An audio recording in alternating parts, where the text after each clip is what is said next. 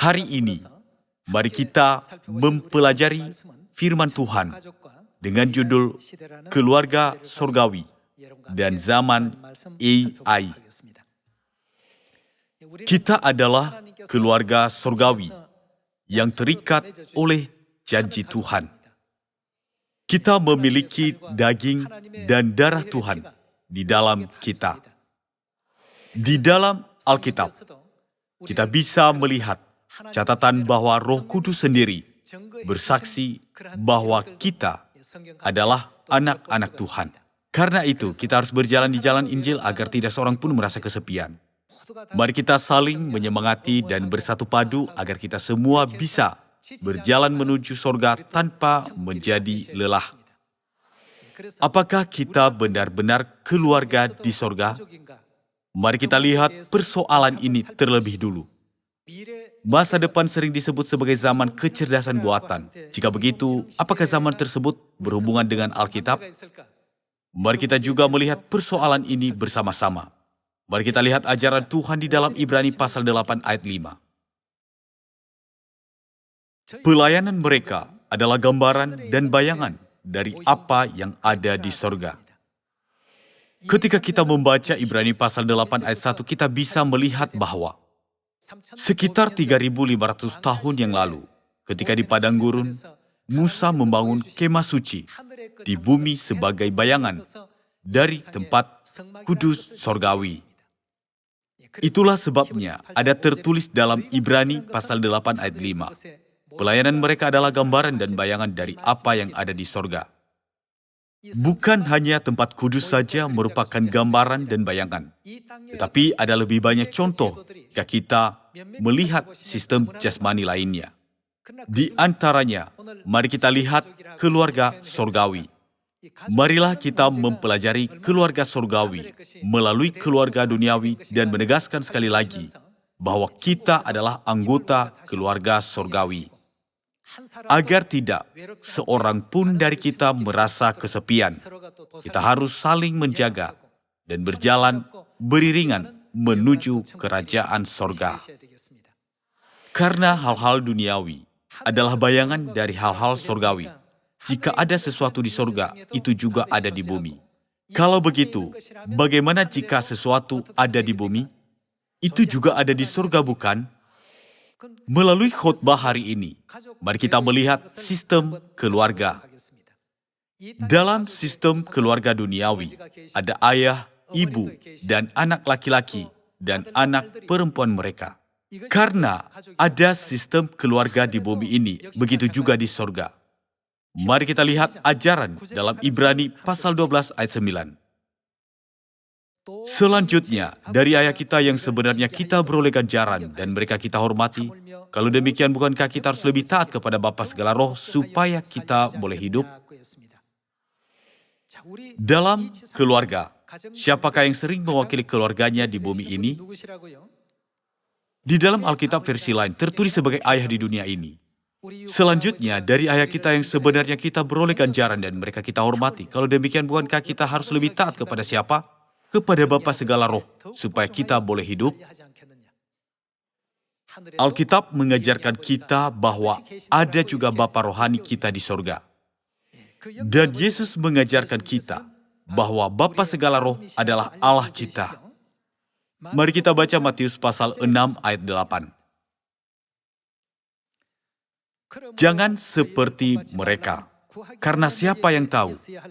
Karena Bapamu tahu apa yang kamu butuhkan sebelum kamu memintanya. Karena itu berdoalah demikian, Bapa kami yang di sorga. Sama seperti ada Bapa jasmani kita di bumi ini, Alkitab mengajarkan kita bahwa Tuhan Bapa, yaitu Bapa rohani kita juga ada di sorga. Sebutan atau gelar ayah digunakan dalam sistem keluarga, bukan di tempat kerja atau di militer. Alkitab menjelaskan kepada kita bahwa ini bukan sekedar tebakan, tetapi hal yang benar. Mari kita pelajari firman Tuhan secara lebih rinci. Mari kita baca kitab 2 Korintus pasal 6. Pasal 6 ayat 17. Sebab itu, keluarlah kamu dari antara mereka dan pisahkanlah dirimu dari mereka. Firman Tuhan, dan janganlah menjamah apa yang najis, maka aku akan menerima kamu. Dan aku akan menjadi apa? Aku akan menjadi bapamu, dan kamu akan menjadi apa? Akan menjadi anak-anakku laki-laki dan anak-anakku perempuan. Demikianlah firman Tuhan yang Maha Kuasa. Tuhan adalah Bapa kita, dan pasti ada anak-anak yang memanggil Dia dengan gelar Bapa. Siapakah anak-anak ini? Alkitab mengajarkan kepada kita bahwa kita yang percaya kepada Tuhan adalah anak-anak Tuhan. Lalu, yang paling penting, siapa yang juga harus kita miliki? Menurut sistem duniawi, selalu ada seorang ibu dalam keluarga. Kalau begitu, siapa juga harus ada dalam keluarga surgawi? Tanpa ibu, keluarga surgawi tidak mungkin ada di surga. Saudara-saudari, kemana kalian pergi pada tahun baru Imlek? Beberapa mungkin melakukan perjalanan, tetapi kebanyakan orang pulang ke kampung halamannya.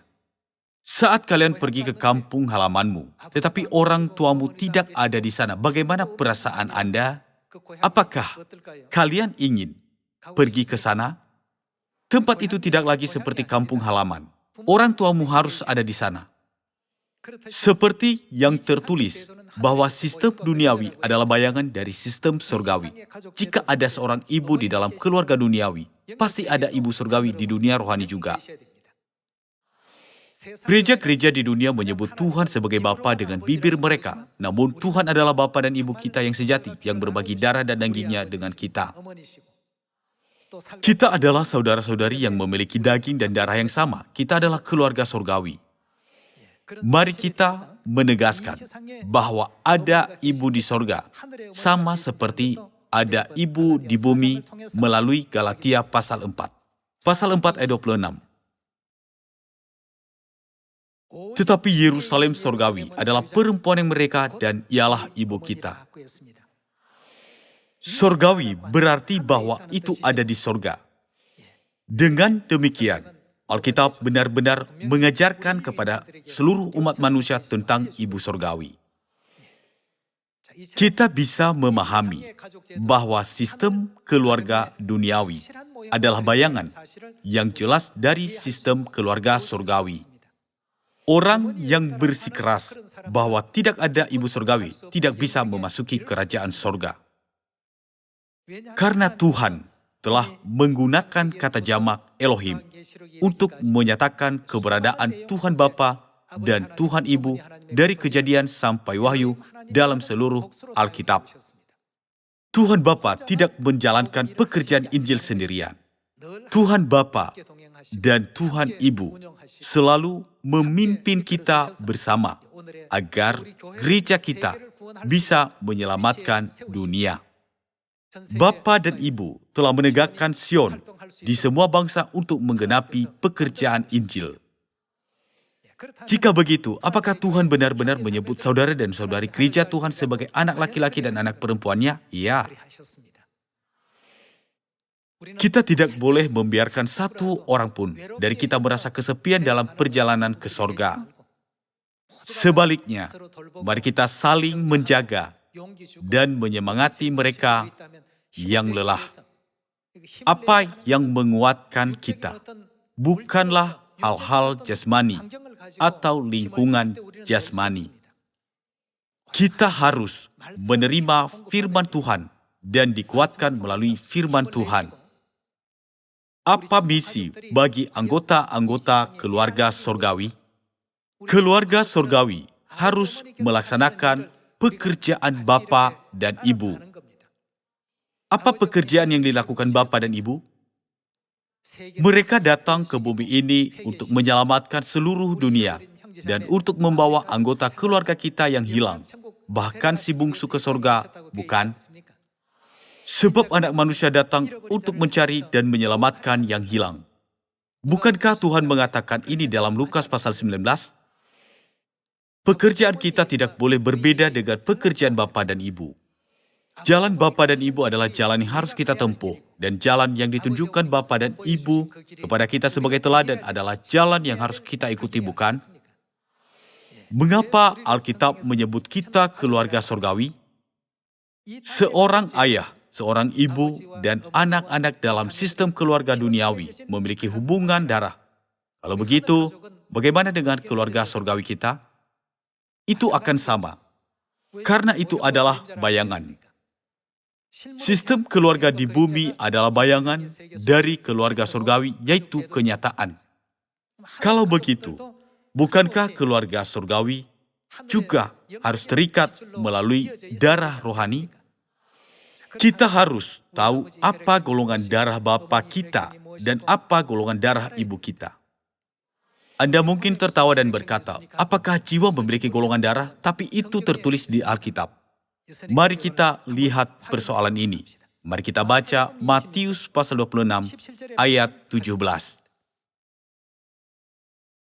Pada hari pertama dari hari raya roti tidak beragi, datanglah murid-murid Yesus kepadanya dan berkata, "Di mana engkau kehendaki kami mempersiapkan perjamuan Paskah bagimu?" Jawab Yesus, "Pergilah ke kota kepada si Anu dan katakan kepadanya, pesan guru, waktuku hampir tiba. Di dalam rumah mula aku mau merayakan Paskah bersama-sama dengan murid-muridku." Lalu murid-muridnya melakukan seperti yang ditugaskan Yesus kepada mereka dan mempersiapkan Paskah. Upacara seperti apa yang diselenggarakan Tuhan melalui hari Paskah ini? Mari kita baca ayat 26. Ketika mereka sedang makan, Yesus mengambil roti dan setelah mengucap syukur, ia memecahkannya dan memberikannya kepada murid-muridnya sambil berkata, "Ambil dan makanlah, ini tubuhku." Dia mengajari kita bahwa roti Paskah adalah tubuhnya. Dia menyamakan roti Paskah dengan tubuh Kristus yang kudus. Mari kita baca ayat 27. Sesudah itu ia mengambil cawan, mengucap syukur, lalu memberikannya kepada mereka dan berkata, "Minumlah kamu semua dari cawan ini." Apa yang terdapat dalam cawan ini?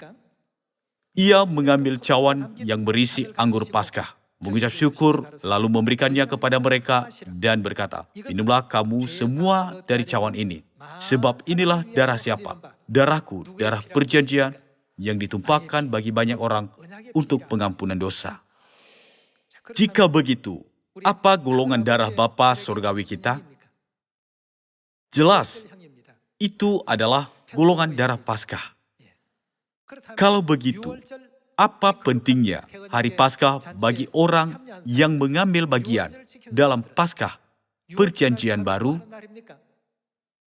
Pada hari itu, Tuhan memberikan daging dan darahnya yang berharga kepada seluruh umat manusia. Dengan kata lain, hari Paskah adalah hari ketika kita menjadi anak-anak Tuhan. Namun, gereja-gereja di dunia tidak merayakan hari Paskah sekarang. Hal itu tidak aneh, karena daging dan darah Paskah Bapa Surgawi yang kudus hanya diberikan kepada anak-anak Tuhan. Orang-orang yang memiliki darah Kristus yang berharga melalui hari Paskah adalah anak laki-laki dan anak perempuan Tuhan, bukan? Tuhan mencatat semua hal ini di dalam Alkitab. Bukankah ada tertulis bahwanya mereka yang memiliki darah dan daging Tuhan bisa mempunyai hidup yang kekal? Mari kita baca Yohanes pasal 6. Tahun ini, marilah kita berbangga sebagai anak-anak Tuhan, dan marilah kita melakukan yang terbaik untuk menyelamatkan seluruh umat manusia. Mari kita baca ayat 53. Maka kata Yesus kepada mereka, "Aku berkata kepadamu, sesungguhnya jikalau kamu tidak makan daging anak manusia dan minum darahnya, kamu tidak mempunyai apa, tidak mempunyai hidup di dalam dirimu." Walaupun orang pergi ke gereja 100 kali, jika mereka tidak makan daging Yesus dan minum darahnya, iman mereka mati, bukan? Mereka tidak bisa menerima hidup yang kekal. Mari kita baca ayat 54. Barang siapa makan dagingku dan minum darahku, ia mempunyai apa? Ia mempunyai hidup yang kekal, dan aku akan membangkitkan dia pada akhir zaman. Sebab dagingku adalah benar-benar makanan dan darahku adalah benar-benar minuman. Barang siapa makan dagingku dan minum darahku, ia tinggal di dalam aku dan aku di dalam dia. Sama seperti Bapa yang hidup mengutus aku, dan aku hidup oleh Bapa. Demikian juga barang siapa yang memakan aku, akan hidup oleh aku. Keluarga memiliki hubungan darah. Ini berarti bahwa mereka yang berada dalam kebenaran Paskah memenuhi syarat untuk memanggil Tuhan Bapa dan Ibu. Karena orang-orang ini adalah keluarga sorgawi. Jadi kita, keluarga sorgawi, harus melakukan pekerjaan yang dilakukan Bapa dan Ibu sorgawi. Jika ada yang berkata, apapun yang dilakukan Bapa dan Ibu, aku hanya melakukan apa yang kusuka. Kasus ini bisa kita lihat melalui kisah Yakub dan Esau. Yakub selalu membantu ibunya, karena itu dia bisa menerima berkat. Esau hanya tertarik pada apa yang dia nikmati, seperti berburu dan menghabiskan waktu di luar. Esau tidak tertarik pada apa yang dilakukan bapa dan ibunya. Saudara-saudari, apakah kita boleh menjadi seperti Esau? Bukankah kita harus seperti Yakub? Meskipun Yakub seorang laki-laki, dia membantu pekerjaan ibunya di dapur. Karena itu, dia belajar cara membuat bubur kacang merah yang enak. Setelah Esau berburu di luar, dia lapar sekali. Ketika dia kembali ke rumah, adiknya sedang memasak sesuatu. Dia meminta Yakub untuk semangkok bubur. Yakub berkata, "Aku tidak mau memberikannya dengan percuma. Berikanlah hak kesulunganmu kepadaku. Kalau kamu memberikan hak kesulunganmu, aku bisa memberikan bahkan 10 mangkok." Kebijaksanaan ini dia miliki selama membantu ibunya. Melalui kebijaksanaan ini, dia menerima kesempatan untuk mendapatkan hak kesulungan, bukan? Kisah tentang nenek moyang iman di masa lalu dicatat dalam Alkitab. Melalui catatan ini, semua anak Sion harus bertekad untuk berperan serta dalam pekerjaan Bapa dan Ibu sorgawi. Di dalam Lukas pasal 19 ayat 10, kita bisa melihat apa yang dilakukan Bapa dan Ibu. Dikatakan bahwa kehendak Tuhan adalah untuk menyelamatkan jiwa-jiwa yang hilang, yang berdosa di sorga, untuk menuntun mereka kepada pertobatan, dan untuk membimbing mereka ke kerajaan sorga, bukan? Kita harus melakukan yang terbaik untuk berpartisipasi dalam pekerjaan ini. Ibu sorgawi berkata, karena kita adalah keluarga sorgawi, saya harap kalian akan saling menjaga dengan baik, sehingga tidak ada yang merasa kesepian. Mari kita mengikuti kehendaknya dan menjaga saudara-saudari kita agar tidak ada satupun anggota yang jatuh ke dalam godaan setan. Mari kita menjadi saudara-saudari yang bisa saling membantu menjalani kehidupan yang penuh berkat sambil mengharapkan kerajaan sorga. Kita harus melaksanakan pekerjaan keselamatan tanpa meninggalkan satu jiwa pun. Nah, menurutmu, mengapa saya membuat judul khotbah ini zaman AI? Sekarang adalah zaman kecerdasan buatan. Karena hampir semua pabrik menggunakan robot dengan kecerdasan buatan akhir-akhir ini. Hanya ada beberapa orang yang bekerja di pabrik. Hampir semua langkah membuat mobil dilakukan melalui penggunaan kecerdasan buatan.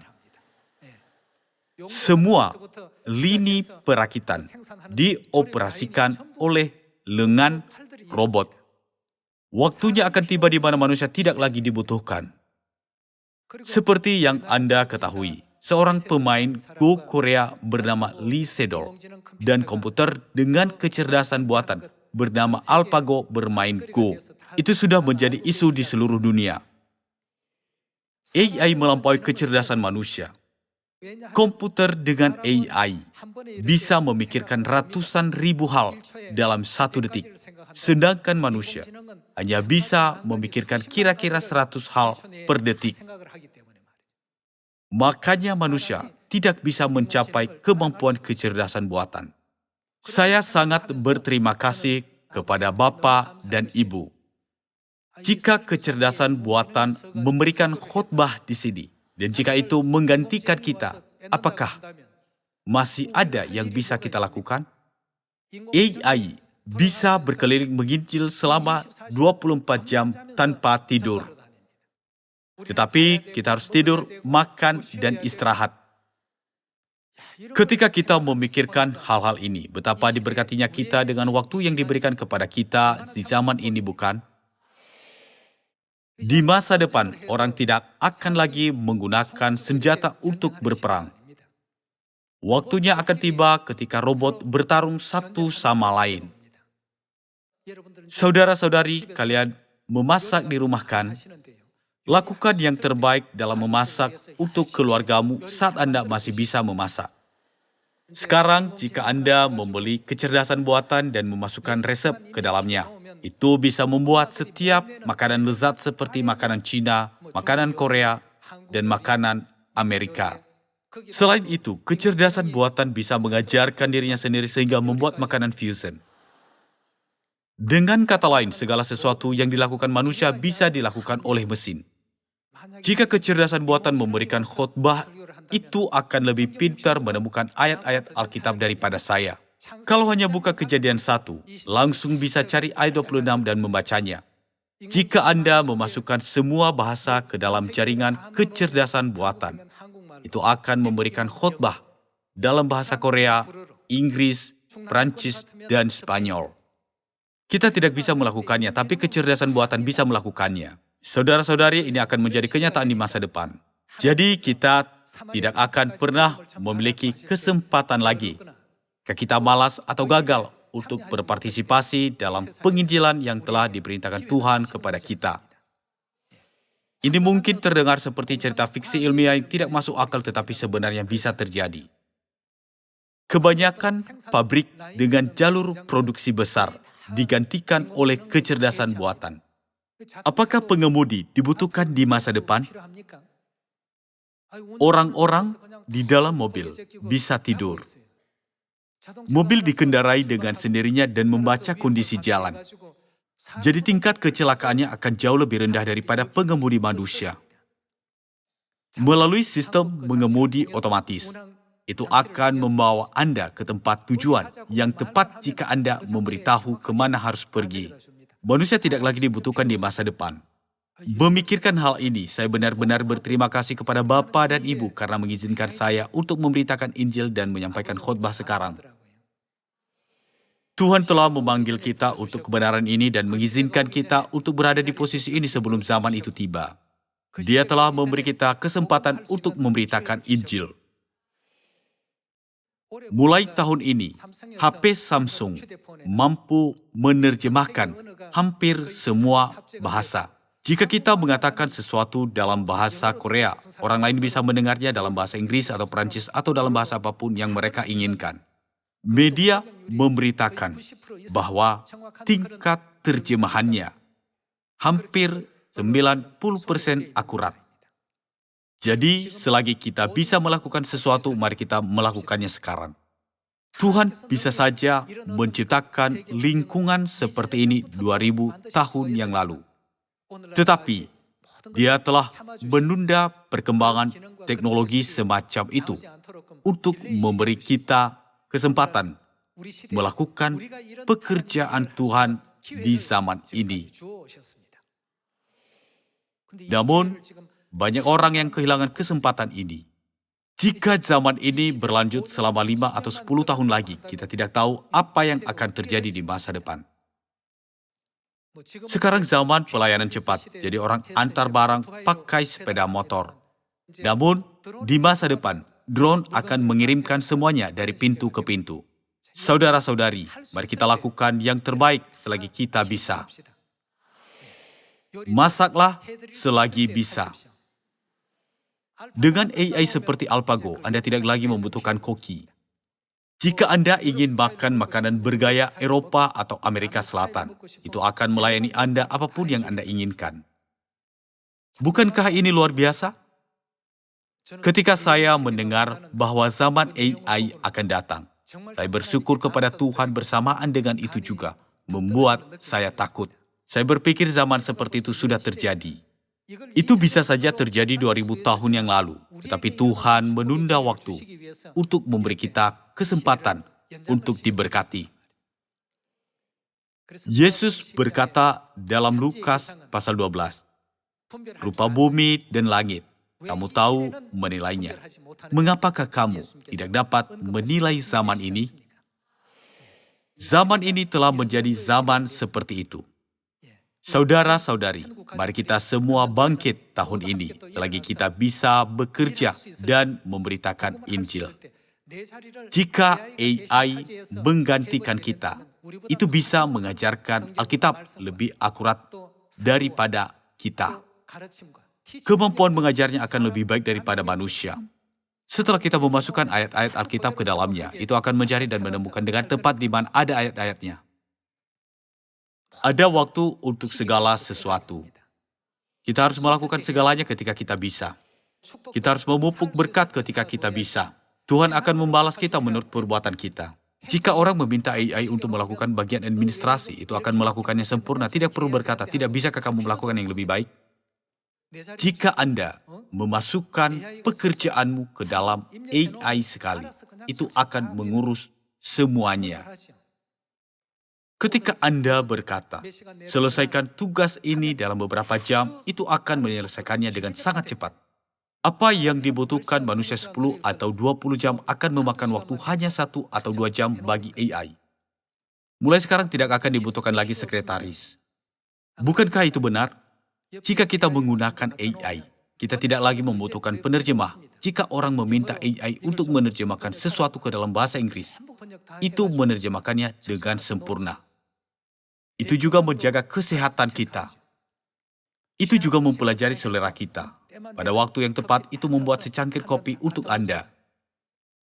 Akan ada AI yang melakukan pekerjaan luar biasa. Kita hidup di zaman kecerdasan buatan. Saudara-saudari, saya tidak mengatakan ini hanya untuk bersenang-senang. Masa depan akan menjadi zaman seperti itu. Tuhan telah memberi kita kesempatan untuk melakukan pekerjaan Injil.